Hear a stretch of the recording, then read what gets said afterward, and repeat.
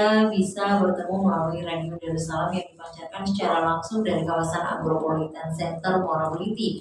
Tepatnya di hari Rabu 2 Oktober 2024, tentunya di program Bising Bincang Siang kita, dan bersama saya Linda Ali. Nah, pendengar dimanapun Anda berada, untuk itu saya ucapkan terima kasih untuk Anda yang masih setia bersama kami. Tapi tidak lupa kami ingatkan juga untuk Anda semuanya, jangan lupa untuk selalu stay tune bersama Radio Darussalam.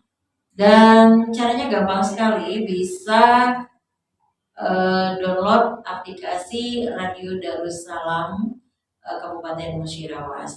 Nah, di siang hari ini kita akan berbagi informasi tepatnya di hari Rabu 2 Oktober 2024 bersama saya Linda Ali dengan narasumber dari DPPKB Kabupaten Musirawas. Tentunya kita masih seputar penyuluh KB. Kalau kemarin-kemarin ada penyuluh KB dari Tugu Mulyo, Purwodadi ya, dan juga kali ini dari Sumber Harta. Siapa beliau? Di siang hari ini tentunya akan saya perkenalkan narasumber yang telah hadir di studio Radio Darussalam. Ada Pak Suwarman. Oke, Pak Suwarman, boleh dekatin mic. Apa kabarnya Pak Suwarman? Alhamdulillah baik. Baik ya, sehat selalu ya Pak ya. Sehat. Nah, kita sudah siap nih untuk memberikan informasi tentunya untuk masyarakat Kabupaten Musirawas di siang hari ini ya. Oke, Pak Suwarman, suaranya ngeping ya, lembut ya. Dan tidak hanya Pak Suwarman, di siang hari ini ada narasumber yang satu lagi, yaitu ada Ibu Anissa. Iya, benar sekali. Ibu Anissa yang timur tentunya ya. Nah, Ibu Anissa dan Pak Suwarman ini merupakan penyuluh KB dari Sumber Harta. Dan kenapa pada siang hari ini kita hadirkan di studio Radio Darussalam? Karena beliau akan menyampaikan peran orang tua melalui 8 fungsi keluarga. Peran apa saja 8 fungsi untuk keluarga itu? Mungkin lebih jelasnya nanti akan disampaikan secara langsung oleh narasumber kita di siang hari ini.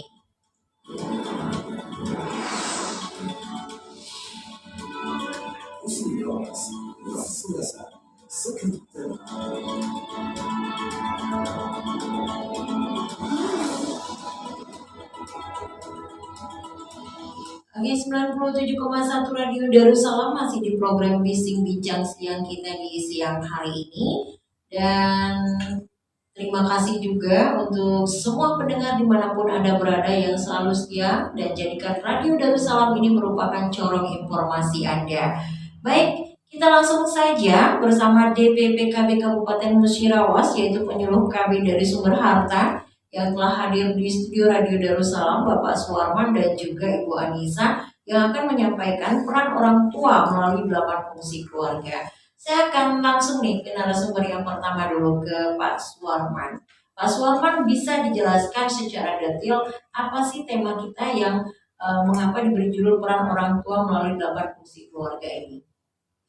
Baiklah, sebelum kita menjelaskan tentang 8 fungsi keluarga, ada baiknya kita mengetahui dulu apa definisi keluarga dulu menurut BKKBN ya. Oke, iya.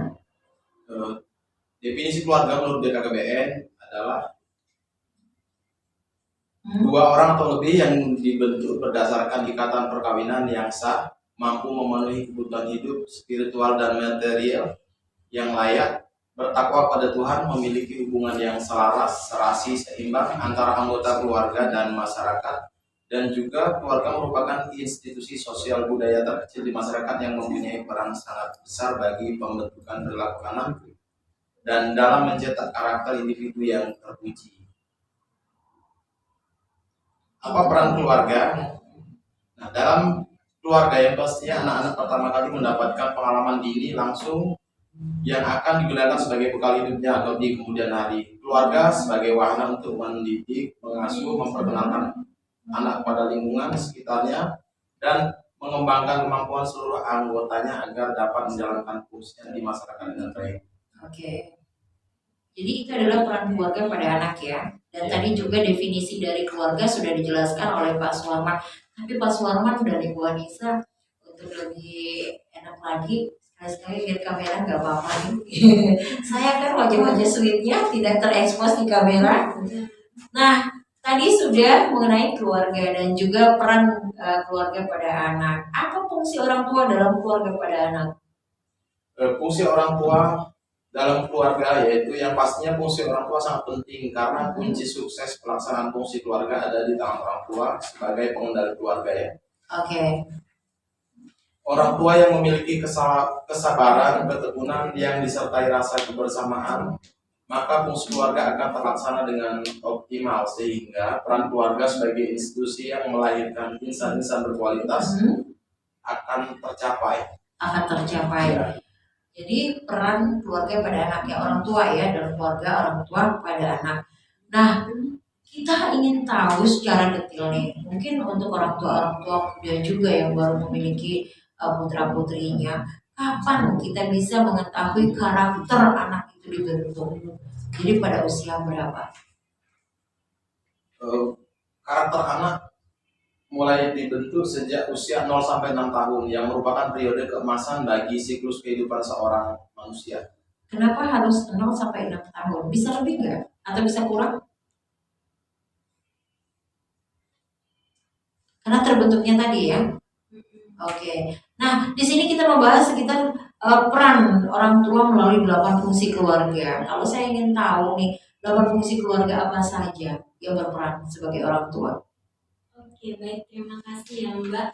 Nah, peran orang tua itu mempunyai 8 fungsi keluarga. Nah, yang pertama itu ada fungsi agama.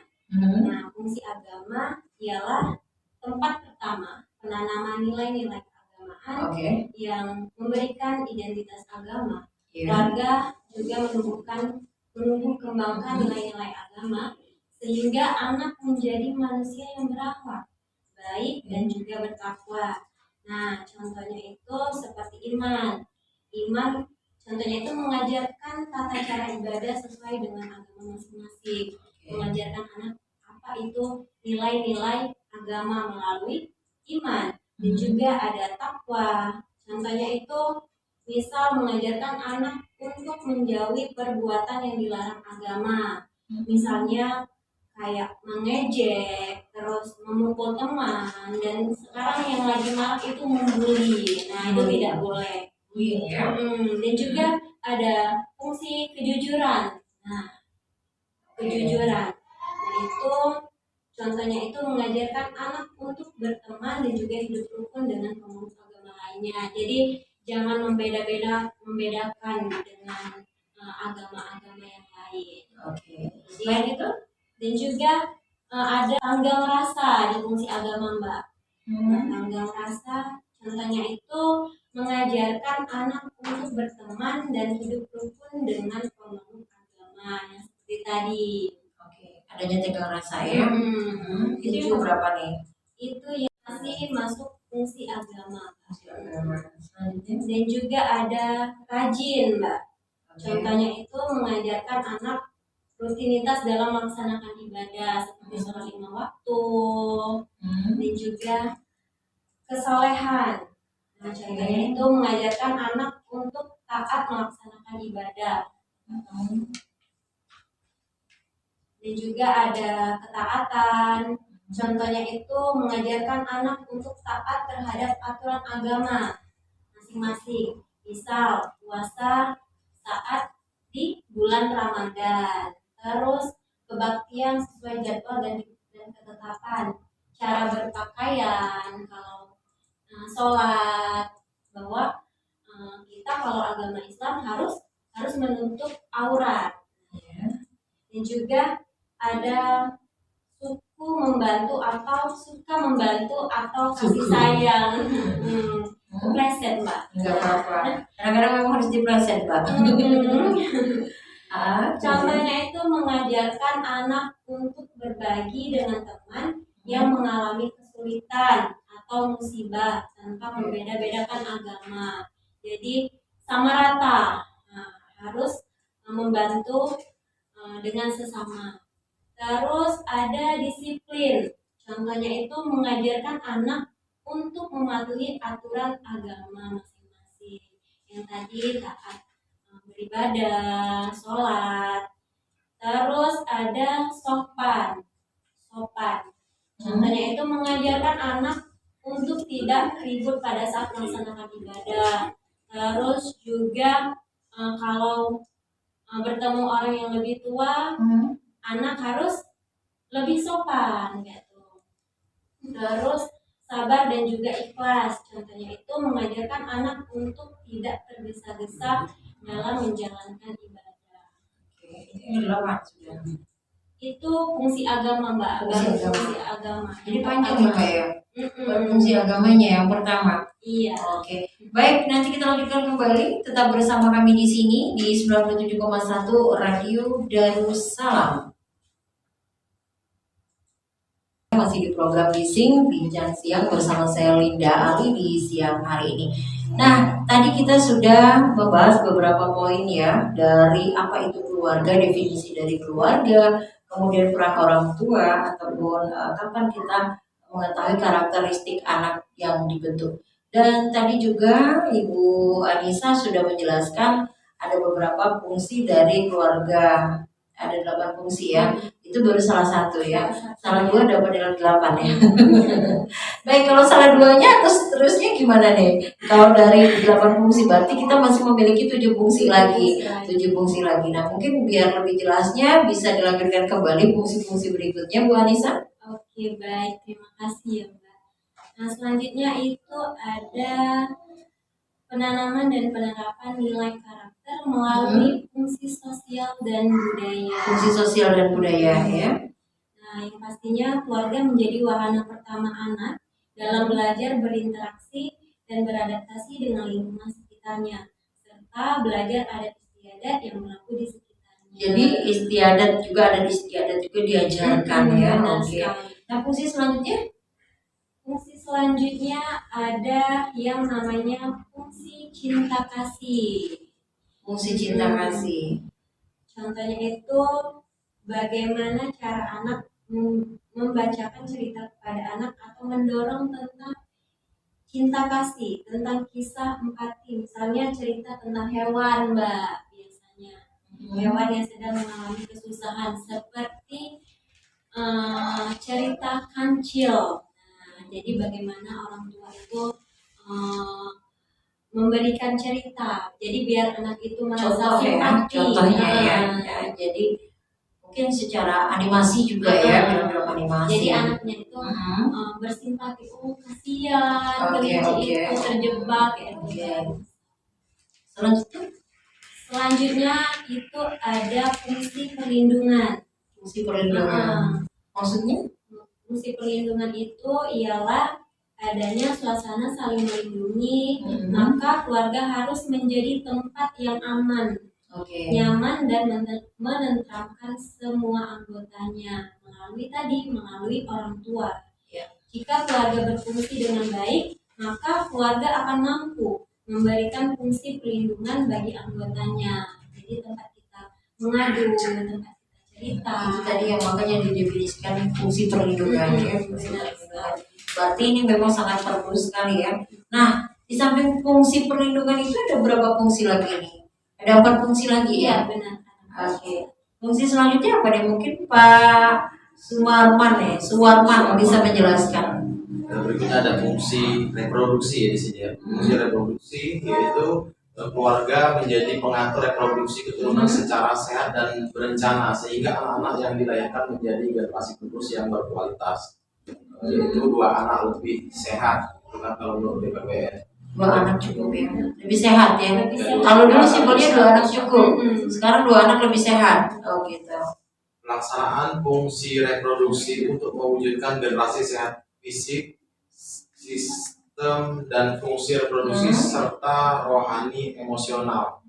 Fungsi reproduksi dapat menciptakan generasi yang memiliki pengetahuan yang baik tentang seksualitas dan generasi yang bertanggung jawab terhadap hal-hal yang berkaitan dengan seksualitas, termasuk nilai-nilai karakter yang perlu ditanamkan dan diterapkan keluarga kepada anak. Seperti contohnya tanggung jawab, kemudian ada teguh di sini dijelaskan kemampuan seorang dalam menjaga kesucian organ reproduksi sebelum menikah, artinya menghindari seks di luar nikah. Untuk berikutnya ada fungsi Sosial dan pendidikan, artinya fungsi sosial dan pendidikan memiliki makna bahwa keluarga sebagai tempat untuk mengembangkan proses interaksi dan tempat untuk belajar bersosialisasi serta berkomunikasi secara baik dan sehat. Artinya keluarga mensosialisasikan kepada anaknya tentang nilai, norma, dan cara untuk berkomunikasi dengan orang lain, kemudian mengajarkan tentang hal-hal yang baik atau buruk maupun yang salah atau yang benar gitu Mbak. Kemudian ada lagi fungsi yang ketujuh adalah fungsi ekonomi, artinya keluarga sebagai tempat untuk memperoleh makanan, memperoleh pakaian, tempat tinggal dan kebutuhan materi lainnya, serta memberikan dukungan finansial kepada anggota keluarga. Kemudian ada fungsi pembinaan lingkungan, yaitu keluarga dan anggotanya harus mengenal tetangga dan masyarakat di sekitar serta peduli terhadap kelestarian lingkungan alam. Kemudian sikap peduli keluarga terhadap lingkungan untuk memberikan yang terbaik bagi generasi yang akan datang. Oke, berarti itu 8 fungsi keluarga ya, 8 fungsi keluarga yang peran orang tua yang memang melalui 8 fungsi keluarga yang menjadi tema kita di siang hari ini. Salah satunya itu fungsi agama, fungsi sosial budaya, fungsi cinta kasih, fungsi perlindungan, fungsi reproduksi, fungsi sosial dan pendidikan, kemudian fungsi ekonomi, dan yang terakhir adalah fungsi pembinaan lingkungan. Nah, terus bagaimana penanaman dan penerapan nilai karakter melalui fungsi keagamaan tadi? Karena fungsi keagamaan ini merupakan salah satu fungsi nomor 1 ya, nomor 1. Jadi balik lagi ke fungsi keagamaan.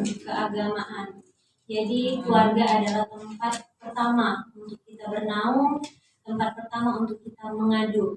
Nah, jadi untuk nilai-nilai karakter yang perlu disosialisasikan keluarga kepada anak yang seperti tadi, iman, ada takwa, ada kejujuran, tanggap rasa, rajin, dan sebagainya itu melalui keluarga.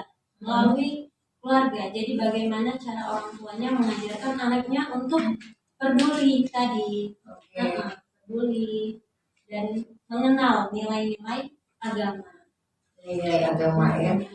Jadi adanya fungsi agama, kemudian adanya fungsi sosial dan budaya, yaitu meliputi toleransi ya dan saling menghargai. Kemudian adanya juga tentunya sopan santun, tentunya nggak Pak? Iya. Gotong royong, kerukunan dan kebersamaan, peduli dan juga cinta tanah air ya. Cinta tanah air ini masuk dalam fungsi yang kedua tadi ya, termasuk ya, yaitu fungsi sosial dan budaya. Nah, kemudian adanya fungsi cinta kasih. Cinta kasih ini merupakan salah satunya yaitu empati ya. Empati. Nah, empati yang seperti apa? Empati seperti contohnya itu membacakan cerita tadi. Membacakan cerita. Jadi kita membentuk karakter anak ya untuk bisa belajar mengempati. Yaitu tadi makanya usia 0 sampai 6 tahun tadi. Pantas kalau lebih dari 6 tahun gak lucu juga kalau dikasih dongeng sebelum tidur ya kayak. Apalagi zaman sekarang anak-anak sudah mainnya gadget semua nih. Kemudian di balik empati tadi adanya akrab, adil dan pemaaf. Nah, setia dan juga suka menolong serta pengorbanan dan tanggung jawab. Nah, selain itu juga tadi dijelaskan adanya bagaimana penanaman dan penerapan nilai karakter melalui fungsi perlindungan. Nah, mungkin Pak Suwarman bisa menjelaskan nih fungsi perlindungan itu apa saja? Baik Pak, jadi pelaksanaan fungsi perlindungan adalah keluarga memberikan perlindungan sehingga keluarga merasa aman, anggota keluarga merasa aman. Oke. Kemudian keluarga menjadi pemaaf melalui tanggap. Yang dimaksud di sini adalah mengetahui dan menyadari sesuatu yang membahayakan atau sesuatu yang akan dihadapinya di kemudian hari. Oke. Contohnya membiasakan untuk responsif terhadap kondisi anak seperti mendengarkan dengan penuh antusias dengan menatap anak ketika anak bercerita. Jadi kita menjadi pendengar, ya pendengar. Oke, selanjutnya bestie Mbak. Bestie. Hai bestie. Oke, selanjutnya Kemudian ada tabah. Tabah di sini dijelaskan mampu menahan diri ketika menghadapi situasi yang tidak diharapkan, kemampuan mengendalikan diri dan membangkitkan semangat ketika menghadapi masalah. Yaitu contohnya mengajari anak untuk bersabar jika menghadapi kesulitan atau cobaan, dan orang tua memberikan penjelasan upaya-upaya untuk mengatasi kesulitan tersebut. Kemudian ada peduli. Peduli di sini adalah upaya untuk menanggapi perasaan dan pengalaman orang lain. Kepedulian yang baik dapat memunculkan rasa persaudaraan yang erat. Contohnya mengajak anak untuk menjenguk teman atau saudara yang sakit. Oke. Baik, pendengar, saat ini kami informasikan di studio sudah menunjukkan pukul 13:34 waktu Indonesia Barat. Masih ada sedikit tersisa waktu kebersamaan kita di program Bising. Tetap bersama kami, sesaat lagi kita akan lanjutkan, dan tentunya masih dengan narasumber Bapak Suwarman dan juga Ibu Anissa, peran orang tua melalui 8 fungsi dalam keluarga. 97,1 Radio Darussalam. Nah, pendengar, tidak lupa juga seperti tadi saya informasikan untuk Anda, jangan lupa juga download ya, buka Play Store, kemudian download Radio Darussalam Kabupaten Musirawas. Di sana kita akan mendengar secara langsung berbagai informasi-informasi yang sangat dibutuhkan oleh masyarakat Kabupaten Musirawas. Oke, kita lanjutkan kembali. Masih dengan narasumber kami di sini, Bapak Suwarman dan juga Ibu Anissa, penyuluh kami dari Sumber Harta. Dan tentunya ini di bawah naungan dari DPPKB Kabupaten Musirawas. Peran orang tua melalui 8 fungsi keluarga. Tadi sudah beberapa fungsi sudah kita informasikan untuk Anda. Dan ini merupakan fungsi yang keempat adalah fungsi reproduksi. Fungsi reproduksi ini apa saja sih, penjelasannya secara urainya? Mungkin Ibu Anissa bisa menjelaskan. Monggo silakan. Oke, baik, terima kasih Mbak. Jadi fungsi reproduksi adalah keluarga yang pastinya menjadi pengatur reproduksi melalui orang tua ya Mbak ya. Sehingga anak-anak yang dilahirkan menjadi generasi yang berencana dan juga terencana. Berencana dan terencana. Iya, kalau tagline BKKBN itu 2 anak lebih sehat. 2 anak lebih sehat. Anak ketiga, kalau dulu kan 2 anak cukup. Anak pegawai negeri 2 yang ditanggung. Anak ketiga anak luar negeri gitu ya. Oh kan. Kemudian terus fungsi reproduksi ini untuk mewujudkan generasi sehat secara fisik, dan juga fungsi reproduksi ini dapat menciptakan generasi yang memiliki pengetahuan yang baik tentang seksualitas tadi, dan generasi yang bertanggung jawab terhadap hal-hal yang berkaitan dengan seksualitas. Itu yang bertanggung jawab. Kemudian, contohnya itu tanggung jawab. Nah, kemampuan tanggung jawab ini adalah seseorang untuk mengetahui serta melakukan apa yang jadi tugasnya keluarga, membicarakan secara bijaksana kepada anak-anaknya terkait perilaku seksual, sehingga anak mengetahui dan bertanggung jawab atas segala akibat yang terkait seksual. Contohnya, mengenalkan jenis kelamin beserta ciri-cirinya. Jadi kalau ada temennya laki-laki yang pegang-pegang daerah yang sensitif, itu tidak boleh kan? Tidak boleh. Terus ada sebab akibatnya juga dijelaskan ya. Iya, Oke. Terlepas dari itu, tanggung jawab ada lagi Mbak? Ada teguh. Kemampuan seseorang dalam menjaga kesucian organ reproduksinya sebelum menikah. Keluarga secara tegas menanamkan kepada anggotanya atau anak-anaknya untuk menjaga kesucian organ reproduksi dengan tidak melakukan hubungan seks di luar nikah. Itu adalah fungsi dari reproduksi. Fungsi dari reproduksi yaitu tadi adalah tanggung jawab dan juga teguh ya. Oke, terlepas dari itu mungkin Pak Suwarman bisa menjelaskan fungsi dari sosialisasi dan juga pendidikan. Ini merupakan fungsi ke-6 kalau tidak salah tadi dijelaskan. Oke. Baik, Mbak. Fungsi sosialisasi dan pendidikan ya di sini. Memang anak kita sekolahkan, tapi kan banyaklah pendidikan di rumah daripada di sekolahan. Sekolahan mungkin 1 hari itu mungkin berapa jam, cuma 4 jam kan. jam 6 jam. Kalau di rumah mungkin bisa lebih dari itu. Jadi Oke. lebih banyaklah pendidikan di rumah daripada di sekolah. Oke, jadi sosialisasi dan pendidikan ini meliputi apa saja? Sosialisasi dan pendidikan ini meliputi percaya diri, kebebasan berbuat secara mandiri dengan mempertimbangkan dan memutuskan sendiri tanpa tergantung dengan orang lain. Kemudian ada luwes. Luwes di sini adalah mudah menyesuaikan diri dengan situasi dan kondisi dimanapun anak itu berada. Jadi sama dengan supel ya. Oke, selanjutnya. Kemudian ada rajin. Rajin di sini yaitu menyediakan waktu dan tenaga untuk menyelesaikan tugas dan pekerjaannya dan berusaha mendapatkan hasil yang terbaik. Contohnya mengajarkan anak untuk pergi ke sekolah tepat waktu. Kemudian ada lagi kreatif di sini, Pak. Kreatif di sini adalah mendapatkan pengembangan banyak cara atau ide untuk melakukan sesuatu yang hingga nampak hasilnya. Jadi anak itu dididik untuk menjadi kreatif dan mengetahui hasil dari usaha yang dia lakukan. Oke. Kemudian ada tanggung jawab. Tanggung jawab di sini yaitu mengetahui dan melaksanakan apa yang menjadi tugasnya. Contoh mengajarkan anak untuk selalu mengerjakan tugas dari sekolah, misalnya seperti PR atau yang lainnya.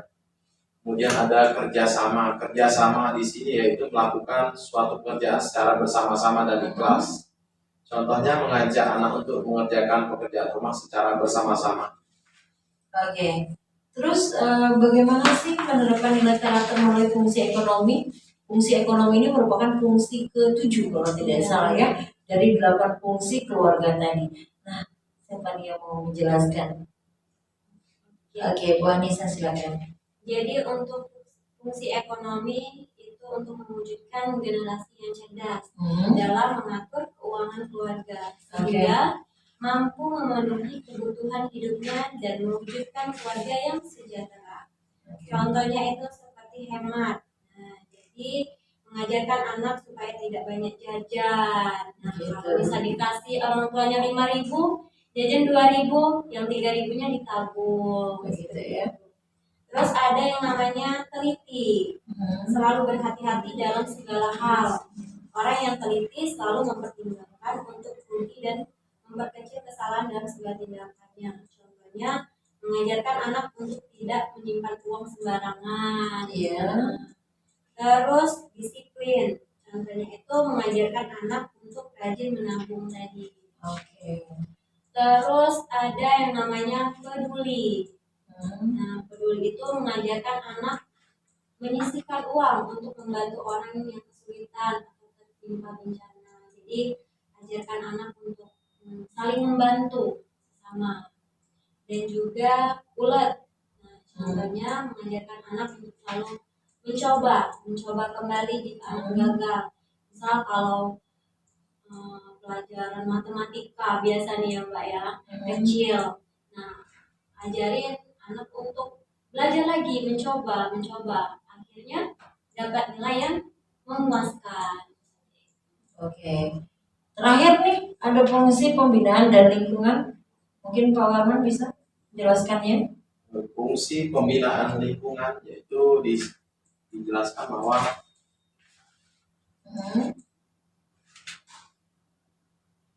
fungsi keluarga dalam pembinaan lingkungan yaitu membentuk generasi yang santun dan peduli terhadap kondisi alam dan lingkungannya.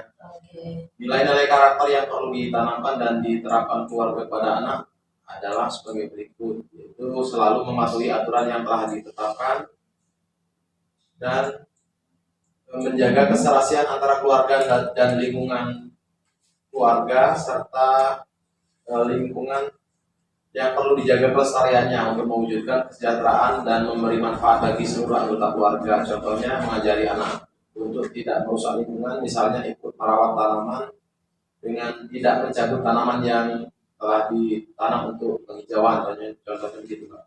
Oke, baik. Kita sudah di menit ke-40 lepas dari pukul 13 waktu Indonesia Barat ya. Tadi kita sudah menjelaskan, maksudnya narasumber sudah menjelaskan ada peran orang tua melalui 8 fungsi keluarga. Dan perlu diingat kembali bahwa tadi juga apa itu keluarga dan apa peran keluarga pada anak, kemudian apa fungsi orang tua dalam keluarga dan anak ya pada anak, dan kapan sih karakter anak itu bisa terbentuk. Nah, tadi juga pendengar narasumber kami juga sudah menjelaskan 8 fungsi keluarga itu apa saja, yaitu ada fungsi agama, fungsi sosial budaya, fungsi cinta kasih, ada fungsi perlindungan, fungsi reproduksi, fungsi sosialisasi dan pendidikan, fungsi ekonomi, dan fungsi pembinaan dan lingkungan. Dan tadi juga sudah diuraikan ya secara detail ya Bu Anissa ya, masing-masing fungsi tersebut. Mudah-mudahan apa yang disampaikan oleh narasumber kami di siang hari ini bermanfaat untuk kita semuanya dan menjadi menambah pengetahuan khususnya untuk ibu-ibu yang baru memiliki putra-putri tercinta, yang mungkin ini merupakan suatu hal yang menjadi apa ya, mungkin selama ini mereka kurang memahami membentuknya seperti apa, kapan, dan fungsinya apa saja. Dengan hadirnya narasumber di Radio Darussalam melalui talk show program Bising ini bisa bermanfaat untuk kita semuanya. Baik, terima kasih saya ucapkan untuk Pak Suwarman, juga Ibu Anissa yang telah hadir di studio Radio Darussalam selaku penyuluh kami dari Sumber Harta. Mudah-mudahan kedepannya kita bisa terus memberikan informasi ya untuk seluruh masyarakat yang ada di Kabupaten Musirawas ini. Baik pendengar, demikian program Bising kita di hari Rabu 2 Oktober tentunya ya, 2 Oktober 2024. Dan terus setia bersama kami karena masih banyak informasi-informasi lainnya yang akan kami sampaikan melalui 97,1 Radio Darussalam atau download aplikasi Radio Darussalam Kabupaten Musirawas. Saya Linda Ali pamit undur diri. Wassalamualaikum warahmatullahi wabarakatuh.